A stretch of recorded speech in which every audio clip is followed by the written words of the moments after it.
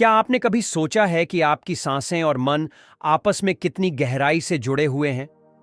जब आप खुश होते हैं तो सांसें हल्की और सहज होती हैं, लेकिन जब तनाव या गुस्सा आता है तो यही सांसें तेज और भारी हो जाती हैं। लेकिन अगर मैं आपसे कहूं कि सिर्फ अपनी सांसों को नियंत्रित करके आप अपने मन को शांत कर सकते हैं, जीवन की हर मुश्किल को सरल बना सकते हैं। आज की इस कहानी में हम आपको एक प्राचीन रहस्य से रूबरू कराएंगे, बौद्ध ध्यान तकनीक के उस ज्ञान से जो न सिर्फ आपके मन को शांत करेगा बल्कि जीवन को एक नई दिशा भी देगा। यह सिर्फ एक कहानी नहीं, एक अनुभव है जो अगर आपने अपनाया तो आपका जीवन हमेशा के लिए बदल सकता है।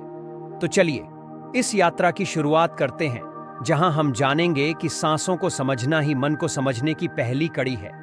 आज की इस कहानी में हम आपको ले चलेंगे एक गहरे अनुभव की ओर, जहां सांस और मन का अटूट संबंध उजागर होगा, और अंत में आपको एक ऐसी बौद्ध ध्यान तकनीक के बारे में बताएंगे जो आपके जीवन को शांति और संतुलन से भर देगी।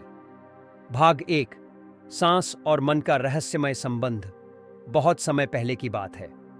एक युवा साधक जिसका नाम आर्य था, अपने जीवन में बहुत व्याकुल था। मन में अनगिनत प्रश्न थे। शांति कैसे पाऊं? मन को कैसे काबू में रखूं? वह अपने गुरु के पास गया। गुरु एक शांत, सौम्य बौद्ध भिक्षु थे जो हमेशा मुस्कुराते रहते।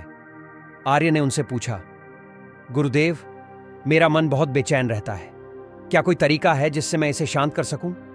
गुरु ने हल्की मुस्कान के साथ कहा, सांस को समझो और मन खुद ब खुद शांत हो जाएगा।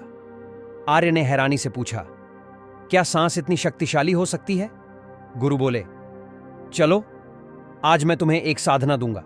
अगर तुम इसे सही से अपनाओगे तो तुम्हारा जीवन बदल सकता है। भाग 2, पहला पाठ, सांस को देखना सीखो। गुरु ने आर्य को एक शांत कोना दिया और कहा, अपनी आंखें बंद करो, कोई प्रयास मत करो, बस अपनी सांसों को आते जाते देखो। जब सांस भीतर जाए तो ध्यान दो, जब सांस बाहर आए तो महसूस करो। आर्य ने वैसा ही किया। पहले तो उसका मन इधर उधर भटकता रहा, बीते हुए कल की चिंताएं, आने वाले कल की आशंकाएं। लेकिन धीरे धीरे जैसे जैसे उसने सांसों को देखना शुरू किया, मन स्थिर होने लगा। गुरु ने समझाया, जब भी तुम्हारा मन भटके उसे वापस सांसों पर ले आओ। कोई जबरदस्ती नहीं, कोई जल्दबाजी नहीं, बस सांसों के साथ रहो। यही बौद्ध ध्यान की सबसे सरल और गहरी तकनीक है।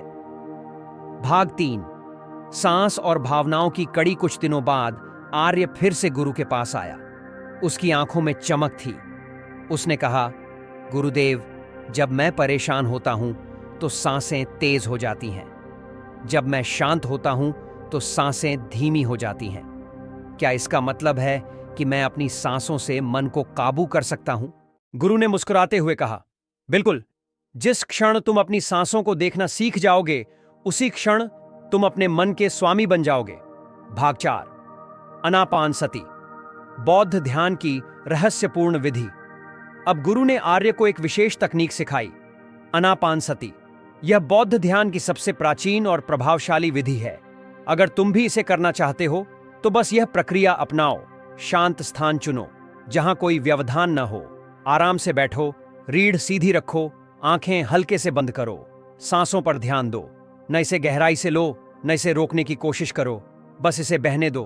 मन को भटकने दो, फिर वापस लाओ। अगर कोई विचार आए तो घबराओ मत।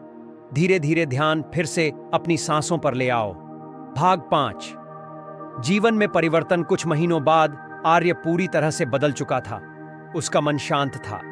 छोटी छोटी बातें उसे परेशान नहीं करती थीं।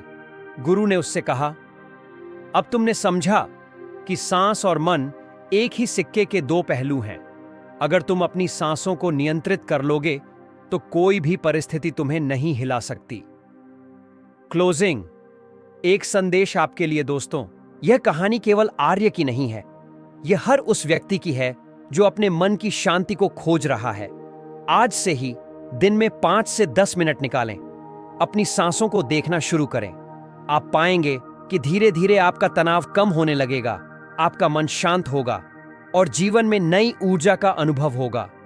याद रखें, जिसने सांस पर विजय पाई उसने जीवन पर विजय पाई।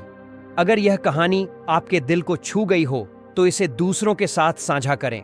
और अगर आप भी अपने जीवन में शांति लाना चाहते हैं तो इस प्राचीन विधि को अपनाएं। धन्यवाद। आपका जीवन शांतिपूर्ण और आनंदमय हो।